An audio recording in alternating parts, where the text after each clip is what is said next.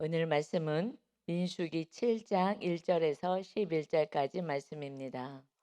민수기 7장 1절에서 11절까지 말씀입니다. 우리 7장 1절 보면 모세가 장막 세우기를 끝내고 그것에 기름을 발라 거룩히 구별하고 또 그 모든 기구와 제단과 그 모든 기물에 기름을 발라 거룩히 구별한 날에, 그 날이 언제였냐? 지금 성막이 세워진 날이 출애굽기 40장 17절에 보면 둘째 해 출애굽을 한 그 다음에 첫째 달 곧 그 달 초하루에 성막을 세우니라 하셨어요. 성막이 세워졌을 때에, 지금 이 말씀이 언제를 다시 한 달 전으로 다시 회상해서 그때의 사건으로 다시 말씀하시는 거예요. 그러니까 우리가 말씀을 읽을 때 조금 헷갈릴 때가 있어요. 왜냐하면 이렇게 순서대로 이렇게 쭉 기록되면은 좀 편한데, 그렇게 하지 않고 어떤 좀 주제별로 말씀을 해요. 그렇기 때문에 그 맥락이 또 끊어지면 안 되기 때문에, 그래서 지금 우리 1장 1 절에서는 이 성막이 세워지고 한 달 후 2월 1 일에 하나님의 말씀이 임한 거예요. 그래서 군대 조직해라 그러고 레위인들 이 일들을 감당하는 직무 또 다 분담하시고 이런 일들을 하시고, 이제 5장 6 장에서 하나님의 말씀을 다시 주시면서 이제 "너에게 내가 복을 주겠다." 하시고 나서 이제 7 장으로 넘어온 거예요. 그러니까 그 기본적인 틀을 먼저 가지고 나서 이것을 다시 출발하는 것이 2월 1일날 지금 민수기 1 장에서 말씀하시는데 2월 20일날 출발해요. 20일 있다가 10 장에서 출발하거든요. 10장 11 절에 보면 "둘째 해 둘째 달 스무 날의 구름이 증거의 장막에 떠오르매." 지금 오늘 7장 1 절에서는 그 성막을 세우고 기름을 바르는 장면을 말씀하셔요. 그리고 기름을 바르고 나서 이제 10 장에 가서는 출발하자 하는 것은 성막에서 구름이 떠올라야 돼요. 그 하나님 중심의 삶을 살아야 된다는 것을 말씀하고 있습니다. 우리는 성막 기준인 거예요. 하나님의 중심이죠. 근데 하나님이 저 하늘에 계셨잖아요. 그러다가 이 땅에 내려오셨어요.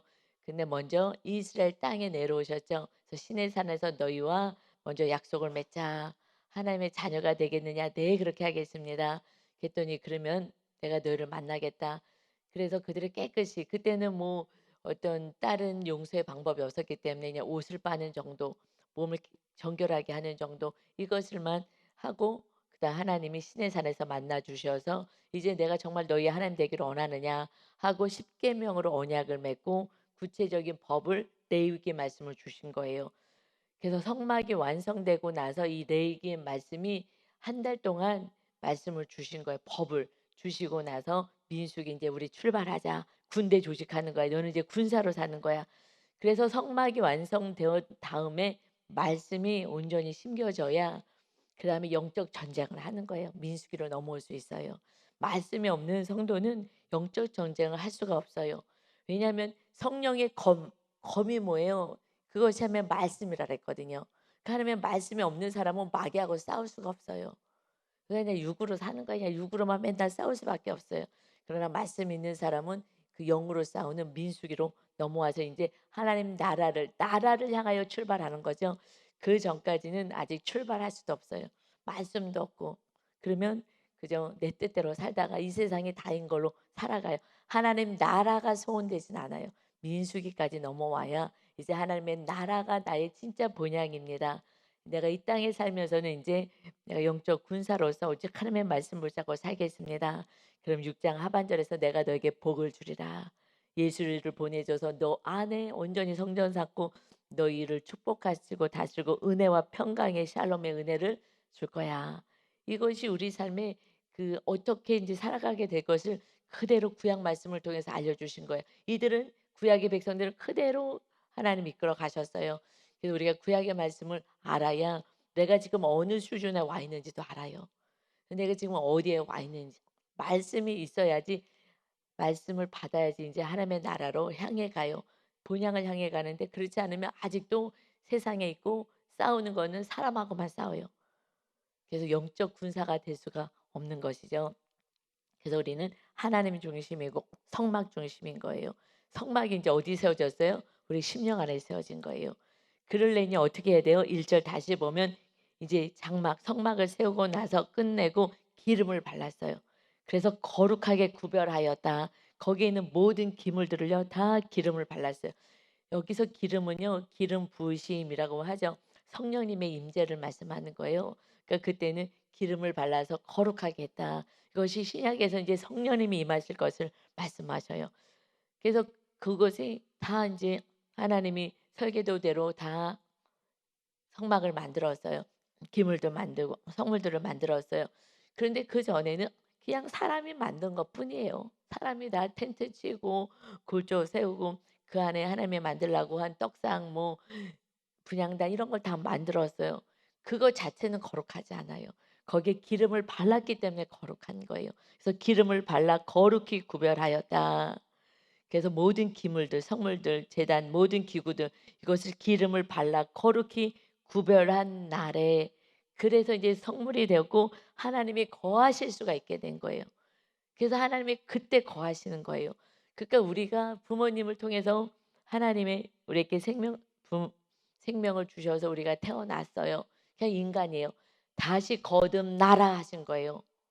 이것으로는 천국 갈 수가 없어. 거룩하지가 않아. 하나님의 나라는 거룩한 곳이기 때문에 너희가 이제 성전으로 너희를 세울 건데 너희는 어떻게 너희들은 거룩한 자가 돼야 돼. 그러니 성령 받아라. 기름을 발라야 되잖아요. 그래야지 성물이 되고 하나님이 임하실 수가 있어요. 그러니 우리가 이제 성전이 되었어요. 그러면 성령님이 거하실 수 있는 거하셔야지 우리는 거듭난 자가 돼요. 그래서 물과 성령으로 거듭나라. 말씀과 성령으로 우리는 거듭나야 돼요. 말씀대로 살면은 성령님이 임하시는데 그렇게 살지 못할 때 우리는 처음 예수님을 믿었을 때는 어떻게 해야 되냐? 예수님이 그 성령 받아라, 성령 받아라 하셨어요. 예수님이 이제 하늘나라로 승천하시면서 말씀을 주셔요. 사도행전 1장 3절부터 말씀이죠. 주가 고난 받으신 후에 우리 죄값을 치루해서 십자가에서 달려 죽으시고 부활하신 후에 또한 그들에게 확실한 많은 증거로 친히 살아계심을 나타내사 40일 동안 그들에게 보이시며 하나님의 나라의 일을 말씀하셨다. 예수님이 우리 죄를 위해서 십자가에서 죽으시고 그리고 부활하셔서 40일 동안 하나님의 나라 말씀을 주신 거예요. 예수님이 이 땅에 오셔서 말씀하신 건 이스라엘 나라에 대해서 말씀하지 않았어요. 하나님 나라에 대해서 말씀하시고 하나님의 나라가 심령 안에 세워질 것이니 그 심령 안에 너희를 세울 거야. 이스라엘 땅에 나라가 세워지는 거야. 하나님의 그 땅에 관심이 없어요. 왜요? 이제는 온 인류가 하나님의 나라가 돼야 되기 때문에 온 인류가 하나님의 자녀가 되기 때문에 그 땅 나라에 대해서 말씀하지 않았어요. 하나님의 나라 일을 말씀하시고 이제 우리 대한민국 안에 있는 하나님의 나라 백성들 세워라 하고 말씀하는 것은 목사님들은 그 일에 힘써야 되는 거예요. 이 세상 나라 일은요 정치인들이 하는 거예요. 하나님의 나라를 세워야 되는 거는 목사님, 성도님들인 거예요. 그래서 우리가 그 일을 해야지 목사님들이 정치 쪽으로 나가서 이거 하는 거는 사실 하나님의 뜻은 아닌 거예요. 하나님의 나라 일을 말씀하셔서 그 40일 동안 얼마나 귀한 일을 마지막 이 땅에 계시는 그 동안에 어떻게 어떤 일을 하셨어요? 하나님의 일을 말씀하셨다. 그러면서 사도와 함께 모이사 그들에게 분부하여 이르시되 예루살렘을 떠나지 말고 내게서 들은 바 아버지께서 약속하신 것을 기다려라. 하나님이 이제 보내주실 성령님. 그래서 요한은 물로 침례를 베풀었으나 너는 몇 날이 못되어 성령으로 침례를 받으리라 하셨느니라. 이제 예루살렘 떠나지 말고 그대로 여기에 가만히 있어. 내가 지금 승천한 거 얼마나 놀랐겠어요. 그 예수님의 정말 메시아였어. 십자가에서 죽었지. 너희들은 죽은 것만 봤지. 우리는 부활하신 그 예수님을 봤어. 그리고 하늘에 구름 타고 올라가시는 걸 봤어. 얼마나 입이 근질근질하겠어요. 막 그거 가서 알리느라고. 그러나 빛 밖에가 오면요 그냥 다 도망갈 수밖에 없는 거예요. 성령 받아야 돼. 이제 너는 내가 주는 능력과 힘으로 살아가는 거야. 그러니 예루살렘 떠나지도 말고 뭐 하러 하고 돌아다니지 마. 먼저 성령 받아야 된다. 그러면서 그들이 그냥 열흘 동안요 열심히 전심을 다해서 마가다락방에 모여서 기도만 했잖아요. 저 죄를 씻고 정말 성령님 임하게 해달라고 간절히 기도했어요. 그랬을 때에 사도행전 1장에서 말씀하시되 2장에서 성령님이 임하셨잖아요. 막 강력하게 임해 주셨어요. 뭐 하니까 회개하면 임하는 거예요. 회개하면 더러운 것에 임할 수가 없잖아요. 그래서 예수님이 오셔서 우리 죄값을 치시고 우리를 깨끗하게 해주시고 나서 그곳에 성령님 임하시는 은혜를 주신 거예요. 그래서 베드로가 나가서 이제 전도를 하기 시작하는 거예요. 예수님 십자가에 달리실 때 도망갔다고요. 예수님을 막 저주했다고요. 수제자잖아요.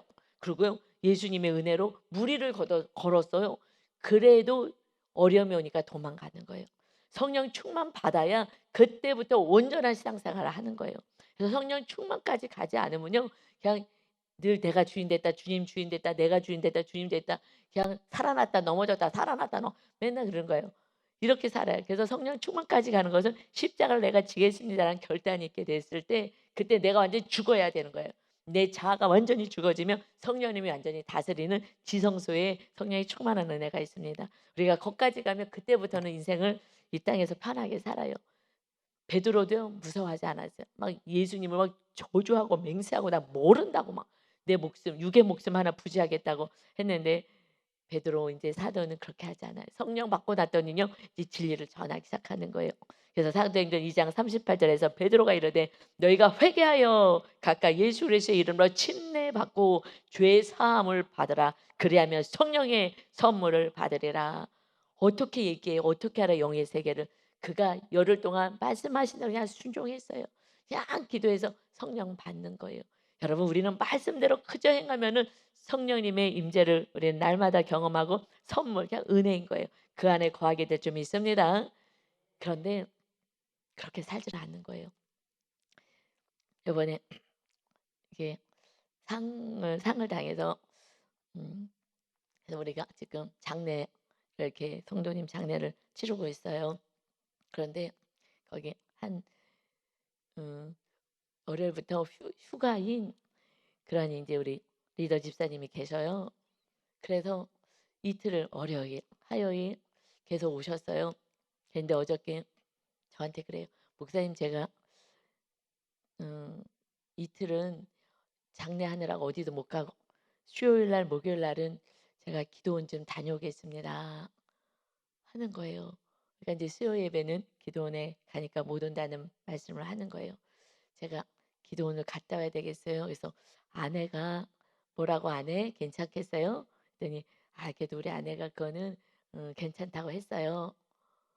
그래갖고 휴가를 참 대단하죠. 휴가를 그냥 그 장례식 다 참석해 주시고 함께 해 주시고 그리고 또 이틀 이제 수목은 또 금요일 날은 어머님 생신이어서 어머님 또 이렇게 섬기러 또 가야 될 것 같다고 이러면서 하나님 만나러 가고 또 이웃을 섬기러 가고 휴가를요. 근데 어마어마하게 바빴거든요. 정말 정말 너무너무 바빠서 이러다가 어떡하려고 그래. 휴가니까 좀 쉬어야 되겠다. 조금 쉬면서 해야 되겠다. 그랬는데 정말 하나님 사랑, 이웃 사랑하는데 정말 다 쓰는 거예요. 이 모습을 보면서 이것은 옛날에는요. 양육 받기 전에 정말 성령 충만 받기 말씀을 모르기 성경 공부 하루도 안 하고 그랬는데 그때는요. 교회에서 얼굴을 볼 수가 없었어요, 그분은. 그래요? 그냥 술 엄청 드시고 왜냐하면 세상에서 성공하겠다고 그냥 거기 막 상사들 쫓아다니면서 술 먹고 이러면서 살다가 그래서 성경 공부하라 그래도 안 하고 하셨던 분이에요. 그런데 말씀이 들어오고 양육하면서 내가 바르게 신앙생활을 하겠다고 딱 결단했더니 성령님 임하셔서 집사님 얼마나 변화되신 것 같아요 하고 제가 작년인가요? 한번 물어봤을 때 목사님 신기하죠? 저는 변화되지는 않은 것 같고요. 정확히 표현하면 저는 완전히 새로워졌어요. 할렐루야. 본인이 아는 거예요, 본인이. 저는요, 손바닥을 가지고 완전히 뒤집더라고요. 저는 10점 만점에서 몇 점이었는데 몇 점 정도로 올라간 거가 변화된 것 같아요. 저는 변화는 아닌 것 같아요. 이걸 어떻게 표현해야 될까 하면서 손바닥을 가지고 그냥 딱 뒤집으면서 저는 옛날에 이런 사람이었다면 지금은 완전히 이런 사람으로 변화가 됐어요. 할렐루야. 이게 완전히 자아를 내려놓은 거예요. 그래서 완전히 어떻게 저렇게 달라질 수 있을까? 그냥 말씀 그대로 사는 거예요. 그냥 제가 한마디만 하면 그대로 순종하는 거예요. 정말 그거는 하나님의 은혜인 것 같아요. 정말 부모님이 기도 많이 해 주셔 가지고 그래서 기도 날이 갈수록 목사님 정말 너무너무 막 신기해요. 목사님이 말씀하신 그게 그대로 삶에서 그대로 이루어지네요. 나는 부모님을 사랑하는 줄 알았는데 사랑하지 못했고 나는 형제를 그게 점점점 지나가면서 저에게 얘기하는 거예요. 그러면서 내가 동생을 사랑하는 줄 알았는데 목사님 제가 사랑하진 않았더라고요. 그래서 이걸 알았어요. 그러면서 사랑을 알았어요 하면서 부모님도 물질로 섬기고 동생도 그다음부터 물질로 섬기고 다 물질로 섬기기 시작하는 거예요. 하여튼 그렇게 하면서 자기의 뭐 취미 생활도 다 그거 없애고 아내도 물질로 섬기고 그러면서 기도를 간다는 거예요. 그래서 성령님이 임해야 정말 성령 안에서 자유와 기쁨을 누리고 사는 거예요. 이것이 참 기대가 돼요. 그 리더 남성 구역이 그래서 저는 살아난다고 봐요. 성도님들이 왔을 때 그 살아가는 그 삶을 보면서 따라가지 않겠어요. 본이 돼야 되는데 우리들의 삶은 본이 되라 그랬어요. 예수님이 내가 본을 보이기 위해서 내가 그대로 행했다. 말씀만 해도 되죠, 예수님은. 그런데 그대로 행해 준 거예요. 따라가라고. 말씀을 아무리 해도 안 되니까 보여주시는 거예요. 사도 바울도 날마다 내가 너에게 본이 되기 위해서 본이 되길 원하노라. 이 사도 바울이 교만한 게 아니에요. 나 따라 나처럼 살아 교만한 게 아니에요. 그냥 그대로 말씀대로 사니까 이렇게 같이 살자라고 하는 것입니다. 그러니까 우리들의 믿음 생활은 이제 본이 되는 게 진짜 맞는 거예요. 옛날은 머리만 커졌잖아요. 머리만. 그래서 말씀은 많이 아는데 삶에서는 그냥 가분수야 가분수. 그래서 장애인처럼 사는 거예요. 머리만 이따만 하고 몸은 요만한 날 하면요 그냥 날마다 쓰러지죠. 머리를 지탱을 하겠냐고요. 그래서 영적으로 날마다 쓰러지는 거예요. 삶을 살아서 이렇게 몸이 든든해야 되는데 머리만 커 가지고 말씀만 많이 알아 가지고 그러니까는 힘을 그냥 중심을 못 잡고 맨날 쓰러지는 거예요. 맨날 쓰러졌던 거예요. 그래서 영적으로 이제는 하나님의 말씀과 함께 머리 대신 주님 말씀에 순종하여서 우리는 몸을 내 몸으로 친히 섬기는 그래서 말씀 안에 거하시는 저와 여러분 되시기를 예수 그리스도의 이름으로 축원합니다. 아멘. 그래서 이렇게 구별한 자가 돼야 돼. 모든 것 성물도 모든 물건도 다 구별하는 것이다. 그래서요 신기하죠. 이렇게 좀 성량도 있겠으나 성량을 넘어서 성령 충만하면 모든 것이 귀해요. 성도님들, 가족들, 이웃들 할 것도 없지만 모든 물건도 사실 굉장히 귀하게 느껴져요. 이게 성물이잖아요. 지금 그릇 같은 모든 이런 것들 성물이라고 말씀하는 거예요. 다 기름을 발랐어요. 그러니까 우리가 성령의 사람이기 때문에 우리가 하는 모든 것들을 정말 귀하게 이렇게 다 다루게 되더라고요. 이것이 사실 또 새 삶에 있어서 어떤 은혜인 것 같아요. 그러니까 낭비 잘 하지 않고 정말 모든 것을 더 귀하게 하고 그다음에 이웃에게 흘러갈 수 있게끔 하는 그런 좀 주님의 어떤 그런 뭐가 좀 정리가 되는 것 같아요 인생이. 삶이 좀 정리가 되는 그런 삶을 살게 돼요. 하여튼 은혜인 줄 믿습니다. 아멘. 그래서요. 이제 2 절부터 보면 이제 헌물을 드리는 거예요. 성막이 세워졌어요. 이제 완전히 하나님이 거하시는 그 나라가 된 거예요. 기적 같은 거죠. 하나님이 신이 피조세계에 내려와서 돌보시겠다고 하니 얼마나 정말 감사해요. 이건 말할 수도 없는 거예요. 이 진리를 모르고 그냥 교회만 왔다 갔다 하면서 내 뜻대로 살아가니 성령의 기름 부심도 없고 그러니 그냥 인생이 고단해서 인생만 쓰다가 수고하다가 정말 부끄러운 구원을 받게 되는 건데 2 절부터 인제 지휘관들이 2장 1 절에서 지금 리더들을 세우자 2 장이 아니라 1장 민수기 1 장에서 리더들을 세웠잖아요. 그 리더들이 12 지파이기 때문에 12 명이잖아요. 그 리더들이 지금 헌물을 드려요 먼저. 2 절이요. 이스라엘 지휘관들 곧 그들의 조상의 가문의 우두머리들이요 그 지파의 지휘관으로서 지파에 한 명씩 12 명이 되죠. 그래서 그 계수함을 받은 자의 감독된 자들이 헌물을 드렸으니 그들이 뽑혀서 다 1 장에서 20세 이상 싸움에 나갈 만한 사람들을 계수했잖아요. 그래서 군대를 조직한 그들의 우두머리들이 헌물을 드립니다. 먼저 그래서 리더가 본을 보이는 게 맞아요. 그러니까 믿음 있는 사람을 사실 뽑는 거예요. 그래서 하나님을 사랑하고 하나님께 헌물을 이제 드립니다. 이것이 이제 자원해서 드리는 거예요. 후에는요 헌금을 해라 하고도 말씀도 하셔요. 3절이요. 그들이 여호와께 드린 헌물은 덮개 있는 수레 6대와 소 12마리이니 주의간 두 사람의 수레가 하나씩이요 지휘관 한 사람의 소가 한 마리씩이라.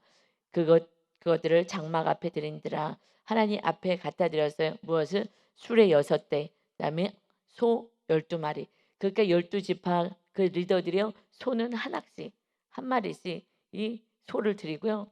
그다음에 수레는요. 2명에 하나씩 이렇게 해서 드렸어요.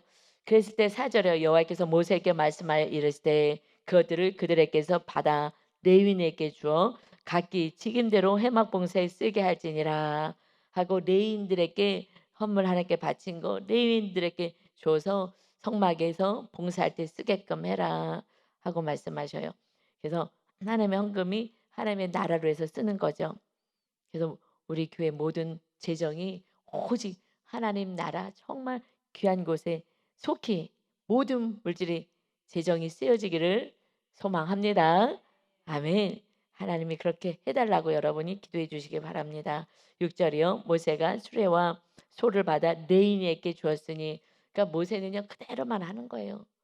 그래서 모세에게 이 민수기에서요 여호와께서 모세에게 이 말씀이요 80번 나오는 거예요. 지금 36장까지 있는 이 민수기 말씀에서 말씀하면 그대로, 말씀하면 그대로 그렇게 하는 거예요. 그러니 제가 기도원지 가서 기도하라고 얘기하지 않아도 저녁마다 와서 직장 끝나면 저녁마다 와서 기도하거든요. 특별한 너무 바쁜 날 외에는. 그런데 휴가 때 기도원을 가겠다고 하니 그가 주님을 사랑하는 거죠. 그냥 주님 말씀대로 살고 싶은 거예요. 그런 은혜가 있는 거예요. 그러니 지금 이렇게 순종하는 모세처럼 그렇게 리더들이 지금 힘을 쓰고 애를 쓰고 내 뜻을 내려놓고 내 육의 편한 거 이런 거 내려놓고 정말 하나님 만나기를 그렇게 힘쓰는 지금 삶을 살아가기 위해서 훈련하고 있습니다. 아멘. 하나님이 얼마나 기쁘실까 하는 생각이 들었어요. 그래서 레인에게 모세가 그대로 말씀에 순종해서 레인에게 주었습니다. 그래서 7절에요. 곧 게르손 자손들에게는 이제 레위 이 자녀가 3명 있다 그랬잖아요. 그래서 그 첫째, 둘째, 셋째, 지금 게르손이 첫째 자손이에요. 첫째 아들이에요. 그 자손들에게는 그들의 직임대로 수레 둘과 소 4마리를 주었어요. 왜냐하면은 그들은 지금 성막 이동해야 되잖아요. 하나님의 가나안 땅을 가려면은 그러면서 이동을 하면서 가야 되기 때문에 그래서 이게 수레가 필요한 거예요. 수레가. 그래서 소와 수레 하나에 이제 소가 2마리씩 끌고 가는 거니까 그래서 수레 2마리를 주고 2마리니까 이제 소는 4마리가 필요한 거죠. 수레 하나에 둘씩 끌었으니까. 그래서 근데 이 게르손 자손들은 어떤 일들을 맡았냐? 이건 이제 천에 관련된. 그래서 휘장이라든가 뭐 울타리 천이라든가 성막의 위에는 휘장 덮개라든가 뭐 이런 것들을 맡았어요. 그래서 수레 둘 정도만 줘도 되는 거예요. 그래서 2마리만 줬어요. 수레 둘을 주고 그다음에 소 4마리를 주고요. 그다음에 무라리 자손들에게는 그들에게 지금대로 수레 넷하고 수레 넷하고 소 8마리를 주고 제사장 아론의 아들 이다말에게 감독하게 하였으나 이건 좀 무거운 거예요. 널판지라든가 기둥 이런 것들을 주기 때문에 이 수레가 4개는 필요해요. 더 크고 무게가 있기 때문에. 그래서 이것을 거기에 따라서 이제 주셨어요. 그래서 레위인들이 그것을 이제 관리하고 이동해야 되는데 그런데 감독은 누가요? 이다말 제사장이 하라는 거예요. 제사장이 잘 감독해서 허투루 쓰지 않게 하고 잘못 사용하지 않고 거룩하게 사용될 수 있게 해라. 그래서 정말 제가 전기도 많이 아끼고 굉장히 아껴요. 사실 저는 성도님들이 정말 어떻게 피땀 흘려서 하나님이 주신 은혜로 번 돈이잖아요. 그것을 하나님께 드렸잖아요. 저는 그래서 정말 잘 써야 된다고 생각해요. 함부로 쓰면 절대 안 된다고 생각해요. 그래서 정말 또 신경 쓰고 또 생각하고 해서 막 쓰게 안 해요. 그런데 이제 저는 또 검소한 또 성향도 있어서 또 감사해요. 그래서 성물을 이렇게 헌금이나 이런 걸 사용할 때 이렇게 함부로 워낙 삶 자체도 제가 함부로 사용하지 않은 그런 검소함이 있어서 또 성물이니까 그것이 성향은 저는 참 감사한 것 같아요. 그래서 막 함부로 저는 그냥 아껴서 잘 쓰니까 그래서 뭐 교회 모든 것들을 잘 이렇게 헌금이 함부로 나가지 않게. 왜냐하면 생명 같잖아요. 우리 성도님들이 물질이라는 거는요. 얼마나 애써서 하나님께 귀하게 드린 것을 이것을 함부로 사용하면 안 돼요. 저는 그래도 정말 1,000원 한 장 써도요. 정말 조심스럽게 정말 신경 써서 써야 된다고 생각해요. 우리 리더들도 이렇게 또 재정 가운데 쓰시는 모든 우리 성도님들도 교회 헌금을 쓰실 때는 정말 두렵고 떨림으로 사용하시기 바랍니다.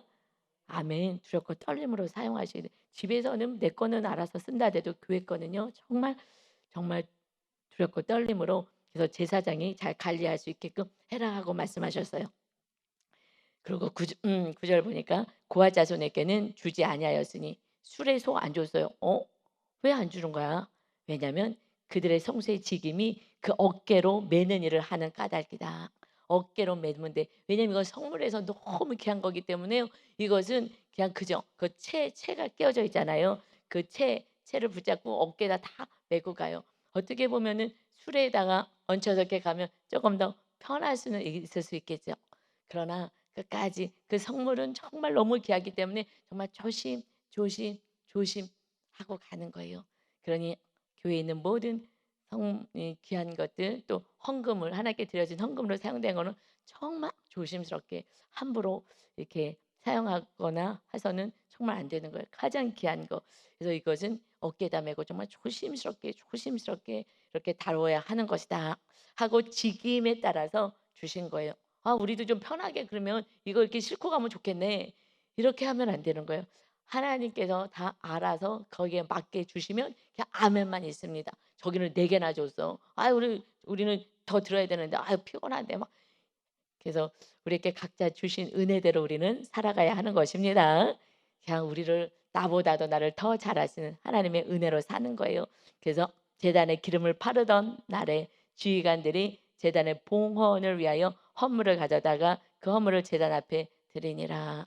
기름을 바르던 날 정말 그 성령이 충만한 은혜가 있는 그날 제단의 봉헌을 위하여 헌물을 가져다가 제단의 앞에 드립니다. 그래서 여호와께서 모세께 이르시기를 주의관들은 하루 한 사람씩 제단에 봉헌물을 드릴지니라 하셨더라. 이제 하나님이 이제 한 지파마다 하나님께 하루에 한 날씩 그래서 12지파니까 12일 동안에 하나님께 헌물을 드려라 하고 이것을 이제 명하셨어요. 그래서 헌물은요 하나님이 마땅히 드려야 돼. 사실은 뭐 하나님이 헌금 뭐 갖고 뭐 쓰시겠어요? 그것이 아니죠. 하나님께 감사하는 삶을 살고요. 그 다음에 또 이 물질이 나의 주인 되지 않게 하시는 거예요. 물질이 나의 주인 되지 않아야 돼요. 부모님이요 돈이 많이 있어요. 그런데도요 자녀가 부모를 섬기는 것을 사실 가르쳐야 되는 거예요. 부모가 돈이 없어서 용돈 달라는 거 아니에요. 있는데 그건 당연한 도리 아니겠어요? 부모님이 여태까지 해서 다 대학 보내고 다 해서 잘 응? 하고 정말 좀 역력하신 분또 집 살 때도 또 도와주시잖아요. 그렇게 했는데 그러면 월급을 받으면 감사의 표시를 해야 되는 거예요. 용돈 좀 드려야 되는 거예요. 그래도 그런데 그런 것도 하나도 없는 것은 이것은 부모도 섭섭한 거예요. 이거 은혜를 모르는 것 같잖아요. 감사를 모르는 것 같아요. 돈이 없어서가 아니라 똑같은 거예요. 이게 부모님께 감사할 수 있는 마음, 이게 온전한 사랑의 마음 아니겠어요? 그래서 하나님을 사랑하고 부모님을 사랑해. 부모님 나보다 돈 많은데 뭐 나는 이거밖에 없잖아. 이거는요. 부모님 앞에 들으면 또 부모님은 또 자녀에게 또 주지 않겠어요. 그거 갖고 뭐 어때 뭐 싸 가지고 뭘 하겠어요. 그것이 서로 사랑의 표현인 거예요 사실은. 그래서 그런데 이 뭐 자녀들이 믿음이 없으면 하나님은 뭐 "나 돈 없으니까 안 드려요." 하듯이 이 자녀들도 그게 안 되는 거예요. 그게 왜요? 정말 부모님을 아직 사랑하는 마음이 좀 작은 거예요. 그래서 인제 다시 양육받고 시작해야 되는 거예요. '야 내가 정말 감사한 것을 몰랐구나.' 그래서 양육받았더니 우리 그 리더도 "나는 부모님을 사랑한 줄 알았는데 양육받았더니 사랑하지 않았더라고요." 하는 것을 인제 말씀을 통해서 조명이 되는 거예요. 내 모습이 조명이 되는 거예요. 그래서 그전에는요 어떻게 할 수가 없어요. 그다음부터는 알아서 헌금하고 알아서 이웃을 섬기고 할 수 있습니다. 그래서 서로 사랑이 돼야지 부모가 많이 가졌다고 부모님 용돈도 월급을 받는데도 안 드리고 이거는 정말 서로 사랑이 되지가 않는 거예요. 그래서 하나님께서 "헌금 드려라." 이걸 가지고 뭐 하겠어요. 다 이웃을 향해서도 거룩한 것에 사용되는 것이죠. 이제 우리는 하나님 앞에서 온전히 하나님을 사랑하고 이웃을 사랑하는 그 계명 안에 거하여서 정말 우리가 너무 바둥거리고 살지 마시고요. 정말 하나님께 감사하고 이웃에게도 감사하는 삶 이것이 내가 기쁨을 누리는 삶인 것입니다. 이제 우리를 이토록 사랑하셔서 생명 주신 주님 앞에 뭐가 아깝겠어요. 정말 하나님을 찬양하고 감사하면서 오늘도 살아가시는 복된 날 되시기를 예수 그리스도의 이름으로 축원합니다. 아멘. 아버지 감사합니다. 예수님 이 땅에 오셔서 우리를 거룩하게 하셔서 이제 하나님이 우리 안에 거하셔서 우리를 지켜주시고 보호하시고 돌보시고 복 주시겠다고 우리와 함께 하십니다. 그럼에도 불구하고 우리가 감사가 없어서 하나님께 헌금하려면은 인색하고 벌벌벌 떨려 합니다. 사실 나도 하나님께 인색한데 우리 하나님이 이웃들에게 우린 또 얼마나 또 인색하겠습니까? 그 모습은 또 자녀들에게 흘러가서 자녀들도 다 하나님께 인색하고 부모에게 인색하고 이렇게 갈 수밖에 없습니다. 본을 보여라 말씀하십니다. 주님이 생명을 다해 우리를 사랑하셨기에 우리가 주님을 바라보며 생명을 다하여 주님을 사랑하고 이웃을 사랑할 수 있게 되었습니다. 사도 바울도 가진 모든 것을 다 배설물같이 여기고 주님이 나의 전부이십니다. 고백할 수 있었던 것처럼 그래서 그 사도 바울을 바라보며 우리가 그의 삶을 또 쫓아가려고 애를 씁니다. 이제 우리들이 삶의 모습이 내 모습이 어떠한지 오늘도 거울 보고 온 것처럼 말씀의 거울을 통해서 말씀대로 살지 못한 것은 날마다 회개하여 성령 하나님의 충만한 임재가 있는 은혜가 있게 하여 주옵소서. 오늘도 우리를 지켜주시고 함께하시고 동행하시고 복을 주시는 주님을 찬양하며 예수 그리스도의 이름으로 기도 올리옵나이다. 아멘.